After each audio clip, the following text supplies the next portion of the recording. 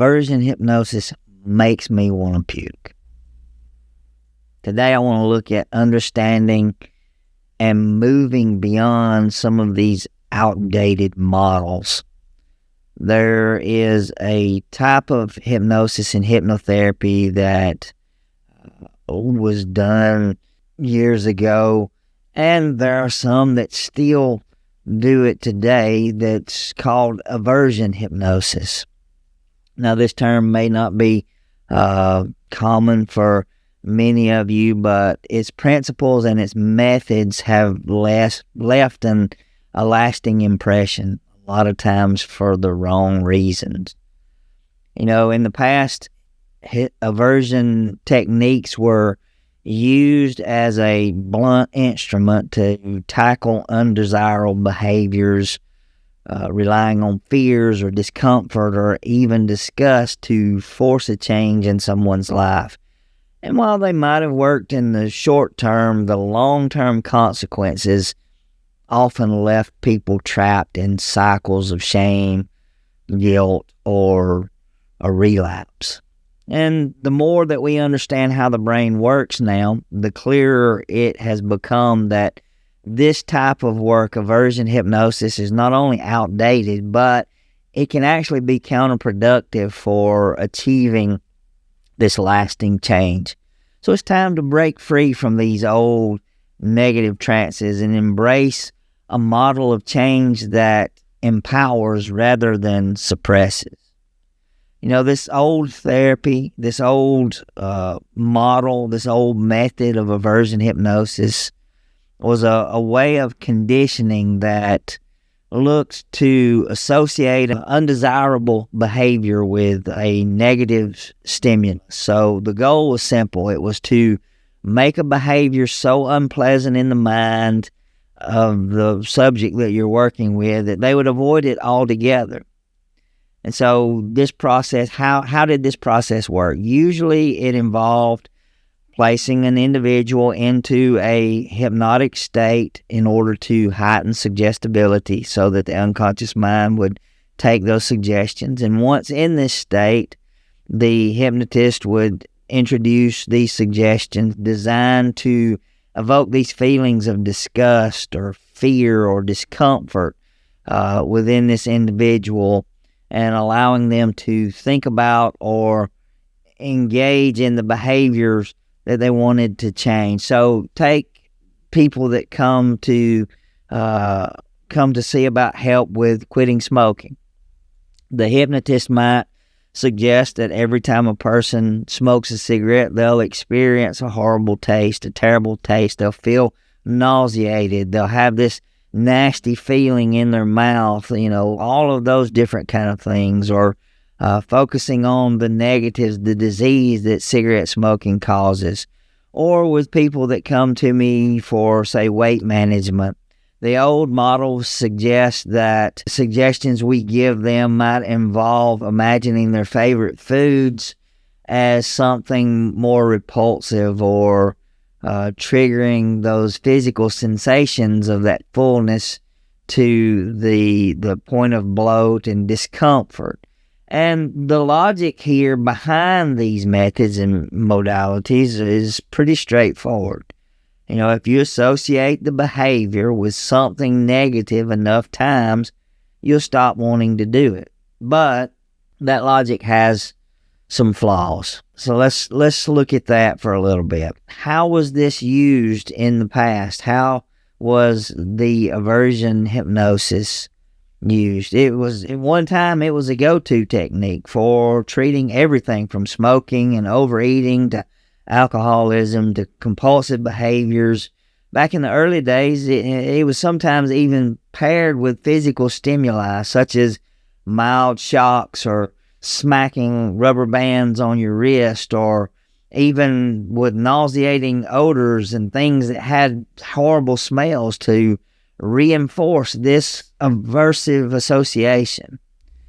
In the past, hypnotists would condition people that smoke to imagine each cigarette filled with something revolting. Imagine it filled with worms or ash or even the taste of vomit. And the thing is, you don't even have to imagine those things that are not in cigarettes. If you actually stop and look at the ingredients in a cigarette, you'll find that there's things even more revolting already in there. You don't have to imagine anything else revolting. And in weight loss, back in the old day, clients were instructed to visualize their favorite indulgent food, but then seeing it covered in mold or maggots or decay and destruction.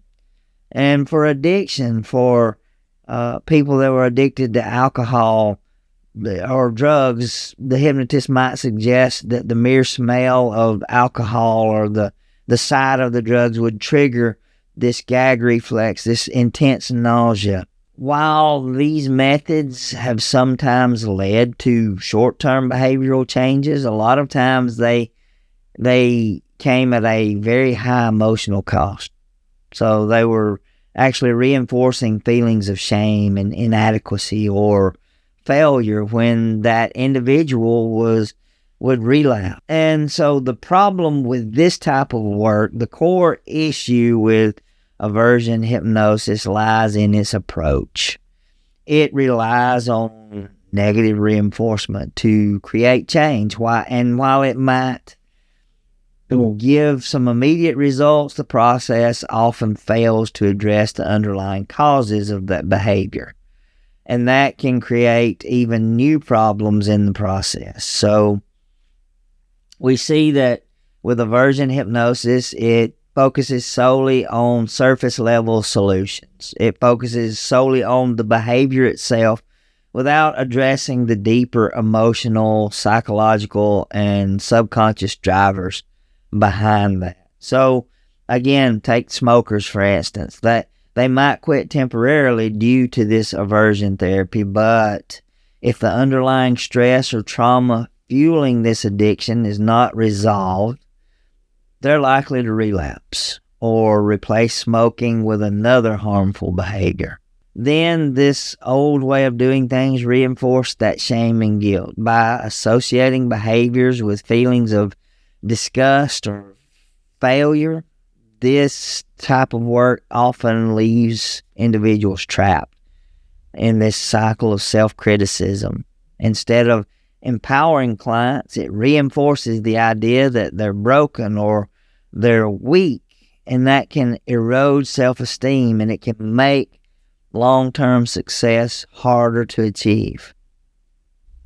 And then it just doesn't have that lasting impact. The brain is remarkably adaptive, and over time, the aversive associations that we've created through hypnosis can weaken, and it leaves that individual right back to where they started, or sometimes even worse, feeling like they failed again and going into that spiral out of control.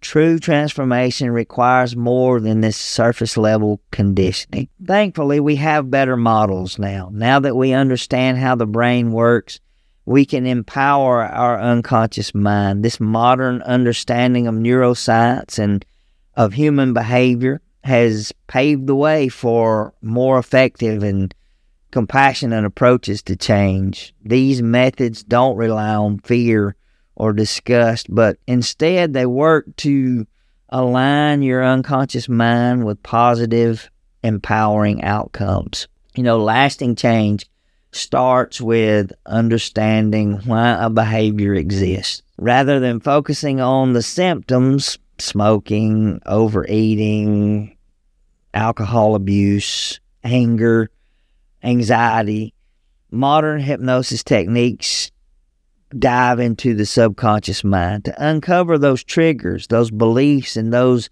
emotions that drive that behavior. Someone that comes to see me that's wanting help with quitting smoking, our time together, they may discover that their habit is tied to stress relief, or it's a sense of comfort. Or someone that's coming to me for weight management, the fact that they're overeating or constantly snacking, may realize that they're using food to numb emotional pain or to feel a sense of control. And by addressing these root causes, this behavior loses its power.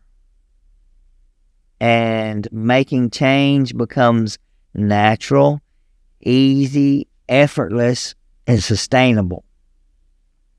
And so we build positive associations. Instead of relying on negative reinforcement, modern hypnosis focuses on creating positive associations with desired behaviors and outcomes. And this approach is rooted in the idea that people are more motivated by what they stand to gain than what they fear to lose. Someone wanting help to quit smoking, they might visualize the freedom of clear lungs. They might see that as a positive, vibrant energy that they have now that they've quit. And the joy of being present for loved ones, the fact that they're doing everything they can to stick around a while longer. And someone that's constantly overeating, maybe they'll change their focus on the pride and the energy that they'll feel as they begin to nourish their body with healthy choices and exercise. And these positive associations create this sense of hope, this motivation, this driving change from within, where it needs to start, not from the outward circumstances. And then we get in there and we reprogram some of these unconscious beliefs. A lot of these negative behaviors are rooted in limiting beliefs that they placed on themselves or other people have placed on them. I'm not strong enough to quit, or I need this to cope. And with modern hypnosis, we work to reframe those old limiting beliefs and replacing them with empowering thoughts like, I do have the strength to make healthy choices, or I am capable of handling life's challenges without the use of these crutches. And it allows the clients to break free from those negative trances. This aversion hypnosis belongs to a category of techniques that I call negative trances. These trances or negative trances are what keep you stuck by focusing on the things you should avoid rather than the things you can achieve. And by breaking free from these negative trances, it changes your perspective, and it requires you to change your perspective in order for them to be effective. One, you change your awareness. The first step is recognizing these patterns and beliefs that are keeping you stuck. Ask yourself some questions. Ask, what behaviors am I trying to change, and why do I want to change them? What underlying emotions or triggers are driving these behaviors? And when you look at those two questions and take a serious look at them, then you'll start to get some answers to those underlying emotions that are driving those negative behaviors. And then begin to shift your attention to focus on what you do want. Shift your attention from avoidance to achievement. Instead of dwelling on what you want to stop doing, focus on what you want to start doing and the positive outcomes that you want to create. And then look for transformative solutions. Working with a certified hypnotist or coach that use the modern evidence-based approaches that prioritize empowerment, understanding, and lasting change. Techniques like solution-focused hypnotherapy or multi-channel eye movement integration or positive visualization, these techniques can help you align your unconscious mind with your goals. And so we have a new way forward. The old aversion hypnosis and hypnotherapy techniques may have had its time in the past, but its reliance on fear and disgust make it an outdated and ineffective tool for lasting change. And by focusing on the root causes of behavior, building these positive associations and reprogramming the unconscious beliefs, you can finally break free from your old negative trances and create these meaningful, sustainable transformation. True change does not come from avoiding situations. It comes from pursuing growth. It comes from empowerment. It comes from alignment with the best version of yourself. And as the unhypnotist, my mission is to help you awaken from these negative trances that are holding you back and to help you step forward into your full potential. Let's leave these old techniques behind and embrace a new model of transformation that works with your mind and not against it.